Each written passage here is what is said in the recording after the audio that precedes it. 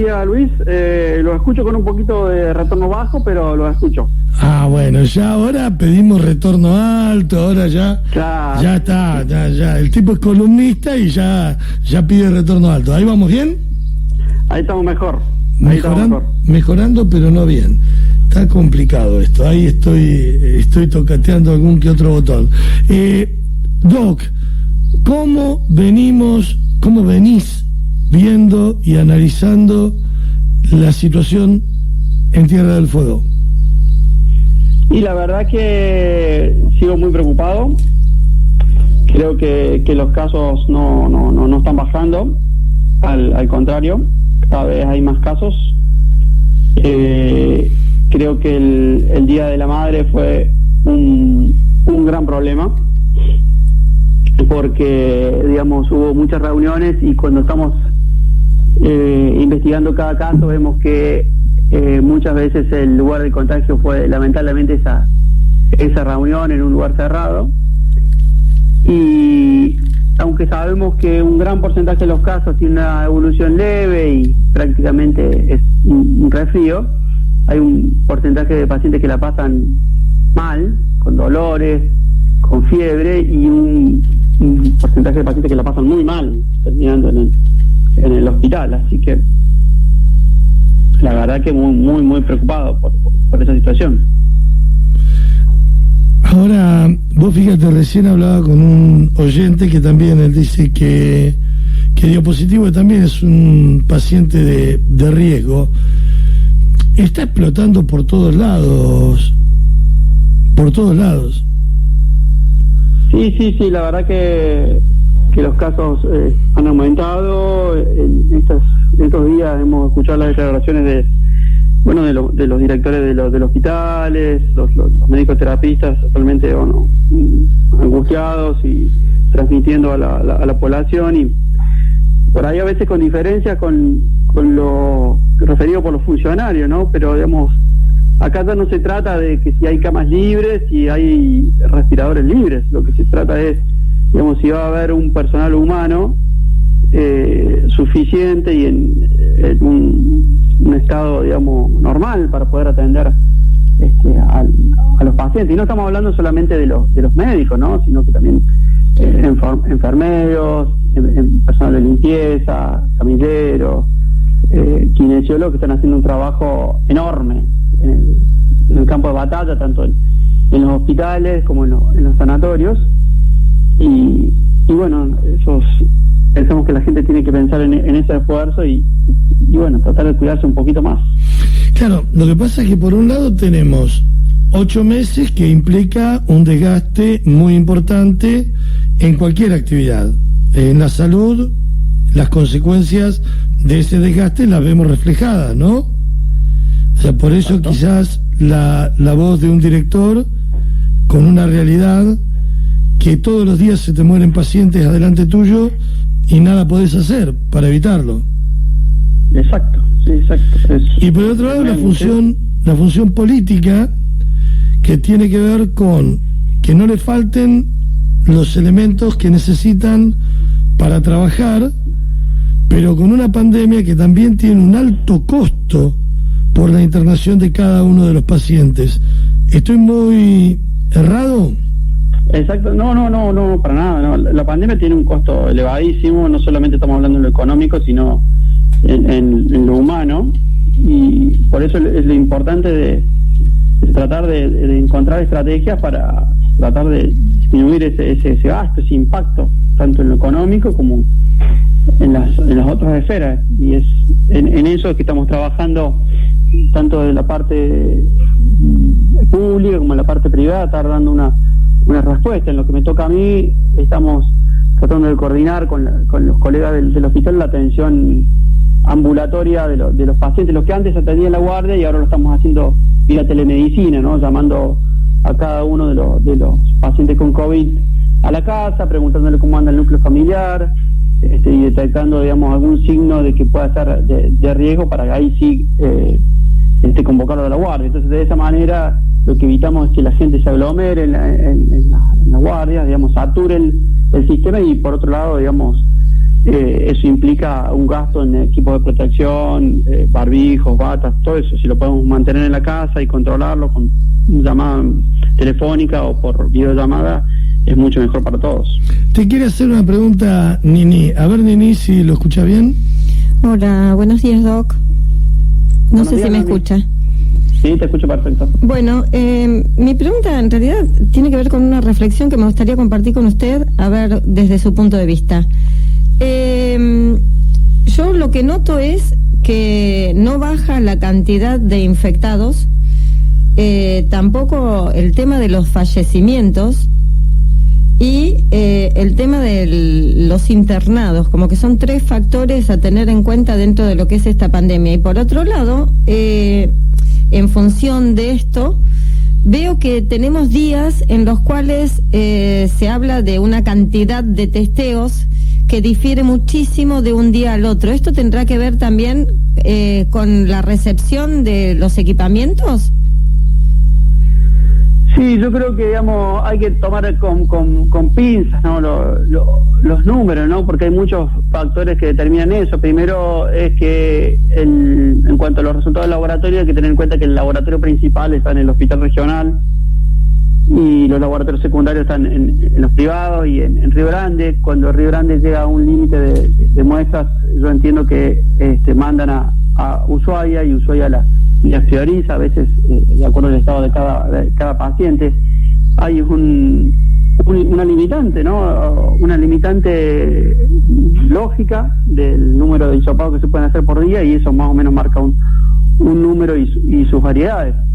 Pero lo que tenemos que tener en cuenta es que detrás de cada uno de ese número, de ese positivo que a lo mejor nos asusta, hay 3 o 4 en la familia que están también con COVID, muchas veces con un cuadro que puede ser leve o más o moderado, pero en realidad los números no reflejan la realidad. Esto no es una crítica del sistema de Tierra del Fuego, una realidad que pasa en todos lugares del mundo, ¿no? El número que se publica es solamente la punta del iceberg, ¿no? Entonces, cuando se dicen que a lo mejor un día hay 70 positivos nuevos y probablemente haya 300 o 400 pacientes en realidad, entre los que están esperando ser hisopados y entre los que no se van a hisopar porque ya tienen el nexo en la familia. O sea que los números son mucho más grandes de lo que hay en realidad.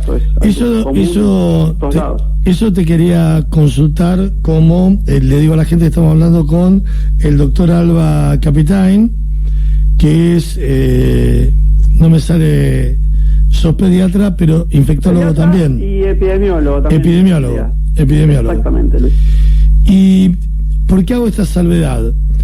Cuando una persona comparte el domicilio, la vida con un grupo de 5 personas, si uno es positivo, ¿es indiscutible que los otros 4 que conviven también lo sean? Es altamente probable, ¿no? Digamos, si una persona tuvo el COVID, está con COVID, tiene síntomas y tiene hisopado positivo, y un miembro de la familia empieza con síntomas, es altamente probable. Es casi más del 99% probable que tiene COVID. No hace falta hacer el hisopado porque eso está claro. Y sobre todo cuando hay algunos síntomas que son muy contundentes, ¿no? A nosotros, el dolor de músculos, la mialgia, el decaimiento, los cambios en el gusto y en el olfato, esos prácticamente ponen el sello que eso se trata de COVID. Ahí te interrumpo. En otros casos, a veces en una familia, uno ve que hay personas que están en contacto con enfermos porque lo están cuidando y no se enferman, ¿no? Y bueno, no se sabe todavía, la ciencia no sabemos bien si esas personas tienen algún grado de inmunidad previa o realmente su sistema inmunológico funciona mejor que otras personas. Así que hay personas que no hacen ningún síntoma, eso ya sabemos desde el comienzo, que hay personas que a lo mejor tuvieron una infección y no desarrollaron ningún síntoma, y eso uno lo puede comprobar si pasado 3 o 4 semanas de la exposición se hace un análisis y se detectan que desarrolló anticuerpos. Ahora te hago 2 preguntas. Sí. Por un lado, perdés el olfato, perdés el gusto, ¿no? Ahora ya tenés este síntoma. O sea, pasó algo que hasta incluso la persona lo tomaba a joda, porque masticaba un ajo y decía, no siento nada. Claro. Entonces, claro, la pregunta es, todo el grupo familiar, porque ya ahora tiene el síntoma, los días previos, ¿puede haber contagiado a la gente que vive con ella? Sí, por supuesto que puede haber contagiado. Por eso las personas que están en contacto con un sintomático se tienen que quedar en la casa. Se tienen que quedar en la casa y no salir, estar en aislamiento. Así que sí, por supuesto que puede contagiar hasta 48 horas antes de presentar los síntomas. Desde que empezó la pandemia se sabe que hay personas que tienen mayor capacidad de contagiar que otros, que son los famosos supercontagiadores, que no los conocemos bien, pero en general pareciera ser que las personas que tienen más síntomas más floridos, llámese fiebre, tos, son los que contagian más, sobre todo a los que están en lugares cerrados. Muchas veces las personas que solamente presentan un cambio en el gusto y el olfato ya hayan pasado algunos días de la infección y a partir de ese momento ya no estén contagiando a la misma intensidad que una persona con síntomas respiratorios floridos, ¿no? Ahora me centro, sí, me centro en el problema, ¿no? Una familia que tiene COVID positivo, ¿debe tener todos los ambientes ventilados? Sí. Ya está claro, es evidente que la ventilación fue un factor fundamental para eliminar el riesgo de contagio, para minimizar el contagio. Entonces tienen que estar abiertas las ventanas o periódicamente ventilar la habitación, ventilar la casa, es fundamental. Y también estamos informando a los pacientes que el aislamiento o la cuarentena no equivale a encierro, ¿no? Esto ya nos decían nuestros abuelos, ¿no? Cuando estaban en un cuadro gripal y después de 2 o 3 días de cama nos decían, ¿por qué no salías afuera? Tomás un poquito de aire fresco, sol, y eso está comprobado, ¿no? El encierro, obviamente hay personas que están mal y no quieren otra cosa que estar en la cama, pero nosotros le pedimos a las personas que están aisladas que una vez que se sientan mejor, que se den esta posibilidad. Hay gente que tampoco tiene esa posibilidad por cuestiones edilicias, ¿no? Pero si tienen la posibilidad de tener un patiecito, de una terraza, y es saludable, ¿no? Claro, no quedarse... Muchas veces ayuda a la inmunidad. No quedarse en cama, no tirarse en cama, tratar de mantenerse en lo posible, moverse. Exacto, Luis, exacto. Ahí los primeros días la gente nos cuenta, los pacientes que han estado infectados, que tienen mucho cansancio. En esos días le decimos, quédate en cama, no hagas cosas de más, no te pongas a ordenar todo el ropero que no lo hiciste en toda la cuarentena, no, quédate, da pequeños pasos en la habitación, hasta el baño, y a medida que te vayas sintiendo un poco mejor, anda, digamos, desafiando un poquito más. Pero nunca llegar a sobreexigirse, sobre todo las personas que han pasado un cuadro más grave. La recuperación es lenta y hay que tener paciencia, ¿no? Porque esto es un virus que cuando pega fuerte y prolongado. Ahora, qué tema, ¿no? Cuando vemos otros países, porque acá me señala Nini, en otros países se hacen los hisopados o los testeos en forma masiva. Qué sé yo, no me molesta nombrar Suecia, ¿no? Pero vos decís, hay otros países que parecería ser que no tienen problemas en llevar adelante la cantidad de testeos necesarios y de ser muy rigurosos con el aislamiento de la persona enferma. Esto que estamos charlando nosotros me permite inferir que si en una familia que son 5 miembros hay uno que es el que no tiene ningún tipo de síntomas, por más que tenga al otro conviviente con fiebre, con tos, descompuesto, pero el tipo se siente bien, entonces dice, no me joda, yo voy igual al súper. Ese tipo nos está reventando a todos, pero como él se siente bien y le ponemos la dosis de irresponsabilidad, es como que el tipo no lo podemos controlar. ¿Me explico, Doc? Sí, por supuesto pasa en todos los lugares del mundo, ¿no? Que hay gente que por ahí está en aislamiento o en cuarentena y que no cumple. Bueno, lamentablemente eso genera un daño al resto, más si eso uno le suma el no uso de barbijo, no respeto del distanciamiento social.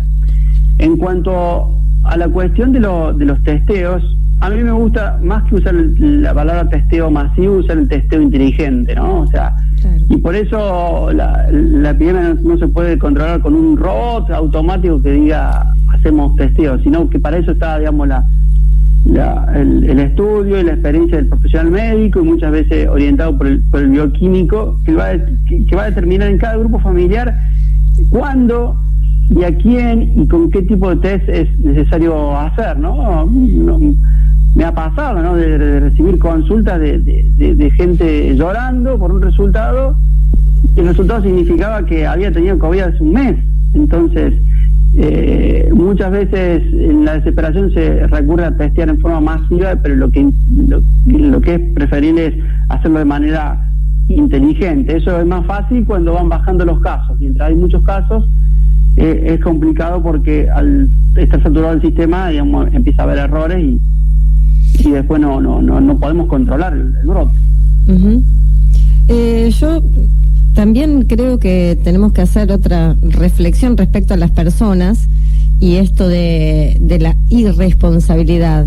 Es muy complicado, y coincido con el doctor Guglielmi cuando dijo la vez pasada que no se trata quizás de encerrarse, que es lo mismo que acaba de decir usted. No te escucho bien, Noé. Disculpe. Dice que me parece que no tiene que ver con encerrarse, sino con tener los cuidados necesarios, porque ustedes los médicos tienen contacto directo y son pocos los que se enferman de COVID, y si se enferman en general es porque lo hicieron en otro lado. Lo que yo estoy viendo es que lo que está costando también en las personas, y yo me siento aludida, es que cuando quizás por un contacto cercano uno se aisló y luego dio negativo en el hisopado, y después otro contacto y otro aislamiento preventivo obligatorio, entonces es como que uno ya a la tercera vez ya es como que le cuesta esto de decir al final, porque cada vez es como que se descubren tanta cantidad de síntomas, tan amplio es el espectro de posibilidades que pueden referir a tener COVID, que ya antes uno tenía como una especie de rinitis, una cosa de lagrimeo de la nariz, y lo adjudicaba al cambio de clima, al polen, a una alergia. Ahora, fiebre es COVID, alergia en nariz es COVID, dolor de cabeza es COVID. Entonces, es como que ha pasado tanto que muchas veces no se le da en la tecla, y en realidad ha pasado que era una alergia, no era COVID, que la persona también es complicado que se convenza de, bueno, ya basta, me hiciste quedar una vez, 2 veces, 3 veces, ¿cuánto me tengo que quedar? Me parece que ahí tendríamos que hacer más hincapié en que quien salga debería hacerlo con el barbijo, manteniendo la distancia social y demás. No sé qué opina usted al respecto. No, me parece que está dando en el punto, y lamentablemente esto es algo que nos complica, ¿no? La pandemia nos complica esta cuestión de que muchas veces el COVID se presenta de síntomas leves y la persona por ahí los confunde. Por eso es prudente que cuando uno por ahí tiene síntomas leves y no está seguro y dice, bueno, mejor esta es mi alergia todos los años, y tiene que salir a hacer alguna compra, alguna actividad, siempre hacerlo con su barbijo, evitando el contacto social, evitando el distanciamiento. Aún así, si tiene síntomas leves, no reunirse. Y el COVID tarde o temprano da síntomas, ¿no? Porque, digamos, a lo mejor lo que empezó con un resfrío, en 24 o 48 horas se convierte en un dolor de cabeza intensísimo, o aparece otro más en la familia, y ese es el momento, ¿no?, de consultar, no esperar, ¿no? Uh-huh. Llamar al médico, sobre todo en lugares de trabajo. Lo que vos decías de los médicos es fundamental. Esto lo aprendimos hace meses, entonces cada uno de nosotros se protege mucho en su actividad, trata de no tener reuniones sociales y el contagio del médico está viniendo por parte de algún hijo adolescente que salió y se juntó, o por ahí una junta de amigos, y no tanto en la actividad médica, ¿no? En la actividad profesional. Entonces esto significa que los barbijos funcionan, ¿no? Los tapabocas funcionan, la higiene de manos funciona, el distanciamiento funciona. Y seguramente esa va a ser la estrategia, digamos, para los próximos meses, ¿no? Porque la verdad que la pandemia nos cambió la vida y no vamos a poder volver a tener siempre cuarentenas, pero sí saber que si tenemos síntomas respiratorios nos podemos cuidar con un tapaboca el día de mañana y digamos, darnos unos días a ver qué síntomas, cómo evoluciona el cuadro. Ahora te pongo contra la pared. 2 últimas preguntas, pero ya ahí te pongo contra la pared. ¿Puedo? Sí, por favor, Luis. No, ese tipo le avisa que le va a pegar. Sí, totalmente. Tenemos un paciente en Ushuaia, 72 años, me dijo la hija recién. Las posibilidades, hace 15 días que está en terapia, traqueotomía. ¿Conocés la situación? ¿Así no te la cuento o te la cuento para ponerte en autos? No, creo, contame, sí. Tiene la traqueotomía hecha, está con asistencia respiratoria, están tratando de ir quitándosela, pero las hijas han presentado una petición formal y ahora la han llevado a la justicia pidiendo que le suministren dióxido de cloro en una dosis que ya le entregaron al lugar donde está internado, pidiendo que utilicen esa medicina alternativa sin quitar la medicina con la que se lo está tratando ahora. ¿Tu opinión? Mi opinión es muy simple, ¿no?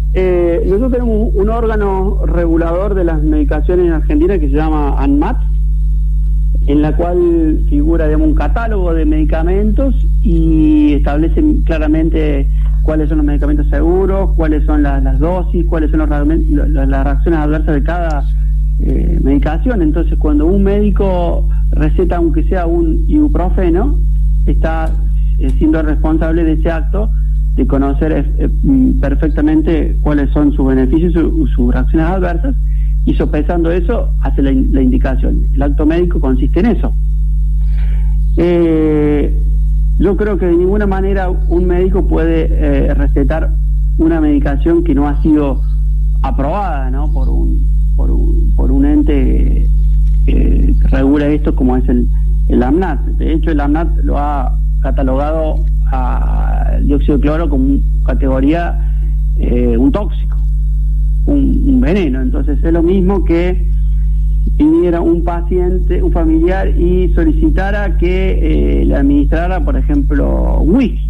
Bueno, lo damos whisky porque él le hace bien, y el médico no puede, de ninguna manera puede administrar una medicación que según su criterio provoque más daño que beneficio. Uno entiende a los familiares, lamentablemente muchas veces hay medios que confunden un poco a la gente, pero uno debe confiar en los médicos, debe confiar en el equipo médico. No se trata en COVID del capricho de un solo médico, sino que se trata de un gran equipo de médicos trabajando y tomando decisiones en base a sus conocimientos, el estudio, la experiencia y la lectura de miles de artículos que van surgiendo, ¿no? Hay consensos también de las sociedades científicas que determinan qué medicación puede usarse o no. Ahora, respetando que el juez sea razonable y en ese sentido, y que apoye, digamos, la indicación médica, ¿no? Respetando los fundamentos que nos está contando el doctor Juan José Alba Capitán, ¿qué pasa o cuál es tu mirada sobre aquellos lugares que sí están utilizando el dióxido en esta proporción. Te hablo de Bolivia, como países donde ya lo han reconocido y lo están utilizando a este tratamiento, más allá, o sea, aceptando el consentimiento, que sé que es muy difícil, ¿no? Aceptar el consentimiento de la familia que diga, yo quiero que le den esto y me hago cargo yo, le quito toda la responsabilidad al médico. Pero, ¿qué opinás con estos que lo están que están permitiendo no solo estas prácticas, ¿no? Porque tengo entendido que el ibuprofeno, ayúdame, Doc, el ibuprofeno inhalado, también lo han utilizado como alternativa. Desconozco lo que puede estar pasando en Bolivia, ¿no? Porque nosotros en medicina diferenciamos claramente lo que es la anécdota y lo que es la evidencia, ¿no? La anécdota es decir, pero el tío de mi vecino del lado anduvo bárbaro porque le tiraron el cuarito, por ejemplo. Eso es una anécdota, eso nosotros no aportamos. Y la otra es la evidencia. Y nosotros, la medicina, la ciencia médica, para determinar que un medicamento es seguro, necesita hacer estudios controlados, en los cuales se le administra un medicamento a un grupo de pacientes y a otro grupo de pacientes se le administra un placebo, es decir, el mismo medicamento que parece lo mismo, pero o es harina o es agua y no tiene nada, y ninguno de los investigadores sabe qué se está administrando, que es lo que son, por ejemplo, los chicos de vacunas que están haciendo ahora, y después de un tiempo se evalúa si hay diferencias entre un medicamento en otro. Entonces, nosotros, la comunidad médica, nos guiamos en base a esos estudios y cambiamos las conductas muchas veces. Discutía con un colega y le contaba que nosotros, por ejemplo, los pediatras durante años usamos el famoso Ventolin para los chicos con broncoespasmo, hasta que surgieron estos estudios que demostraron que no era bueno, que inclusive era riesgoso. Entonces dejamos de usarlo para los niños con bronquiolitis al Ventolin. Pero no lo hicimos porque alguien nos dijo, che, mirá qué tal. No, lo hicimos porque la evidencia, el trabajo científico, de sociedades científicas, dijeron eso. Después de haber estudiado esto, investigado, y hemos llegado a la conclusión que es beneficioso no usar. Si tanto el ibuprofeno como el dióxido de cloro, o cualquier otra medicación, la acupuntura, cualquier cosa, se demuestra en base a estos estudios que son beneficiosos, y bueno, en buena hora uno lo tiene que aceptar, pero tiene que seguir el camino de la ciencia. El camino de la ciencia es la evidencia, ¿no? La evidencia a través de trabajos bien realizados. Yo no quiero alarmar de un país vecino, ¿no? Como Bolivia, pero sabemos que las situaciones del COVID en toda Sudamérica deja mucho que desear, ¿no? Hay un subregistro enorme de casos, tanto de enfermos como de funciones. Hay grandes desigualdades entre el tratamiento médico. Eso es una realidad de toda América Latina, ¿no? En eso uno sabe que generalmente las medicaciones modernas, las intervenciones terapéuticas vienen de países desarrollados, donde tienen otro grado de investigación. No es por hablar peyorativamente de América en sí, sino la realidad de la ciencia a nivel mundial. Ya ahí se abre un tema de polémica. Yo desde ya te pregunto, porque sabes que respeto tu respuesta y la fundamentación que bien nos diste. Amigo, te agradezco infinitamente tu tiempo. ¿Querés aprovechar para hacer alguna reflexión para la sociedad, para la gente, para los amigos? La reflexión, como siempre, es consultar a su médico, consultar al 107, consultar a las líneas directas que tiene tanto el hospital como la clínica, los diferentes sanatorios, que lo pueden encontrar en las redes sociales. Ante la duda, consultar y evitar concurrir a los servicios de guardia si uno puede resolver eso por teléfono, ¿no? Porque de esa manera estamos cuidando de no contagiar a otras personas, nos cuidamos a nosotros porque a lo mejor venimos bien y nos vamos a contagiar y cuidamos al personal de salud. Así que ese es el mensaje, comunicarse al médico o a las líneas telefónicas. Abrazo enorme, Doc. Abrazo, Luis, beso Noemí y saludo a toda la audiencia. Juan José Alba Capitaine, hablamos.